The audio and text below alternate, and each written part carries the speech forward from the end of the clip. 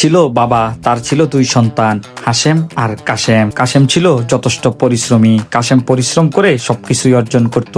উল্টো দিকে হাশেম থাকতো শুয়ে বয়ে। কাশেমের পরিশ্রম দেখে বাবার মাথায় চিন্তার ভাঁজ। কিভাবে হাশেমকে পরিশ্রমী বানানো যায় সেই প্ল্যান বাবার। হাশেমকে পরিশ্রমী বানানোর জন্য বাবা আয়োজন করলো ফুটবল খেলার। বাবার আয়োজন করা ফুটবল খেলায় কাশেম তার পরিশ্রম দিয়ে চলে গেল অনেক দূর। আর এদিকে ব্যর্থ হাশেম।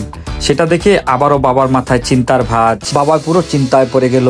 এদিকে কাশেম অর্জন করে নিতেছে সবকিছু পরিশ্রম করে। কাশেমের পরিশ্রম দেখে বাবা তো একদম পুরোপুরি টেনশনে পড়ে গেল।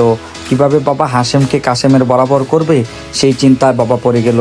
ঘুমন্ত হাশেমকে ওয়ার্ল্ড কাপ খেলতে বাবা পাঠিয়ে দিল 2014 সালে। কিন্তু 14 সালে পেনাল্টি মিস করে হাশেম পুরোপুরি ব্যর্থ। পরে সেইগুলো চিন্তায় বাবা খাবার দাবার ছেড়ে দিয়েছে। অপরদিকে বড় ভাই কাশেম যখন পরিশ্রম করে একের পর এক অর্জন নিজের করে নিয়েছে। পরে চিন্তিত বাবার মাথায় আসলো এক কুবুদ্ধি। ছোট ভাই হাশেমের যত সয় সম্পত্তি আছে সবকিছু বাবার করে নিল। এদিকে বাবা ছোট ভাই হাশেমকে অফার দিল, তুমি যদি এই ওয়ার্ল্ড কাপটা নিতে চাও তাহলে তোমার যা কিছু আছে সবকিছু আমাকে দিয়ে দাও। পরে ছোট ভাই হাশেম কি করবে আর, তার বাড়ি গাড়ি নারী যা কিছু আছে সে সবকিছু বাবার নামে করে দিল। যে কোনো কিছুর মূল্যে তার এই ওয়ার্ল্ড কাপ চাই। পরে ছেলে সব সম্পত্তি পাওয়ার পর বাবা ডোনাল্ড ট্রাম্পের সাথে বসে আলোচনা করলো। প্রতি ম্যাচে ছেলের জন্য কোনো অসুবিধা না হয় সেজন্য একটা করে রেফারি পাঠালো।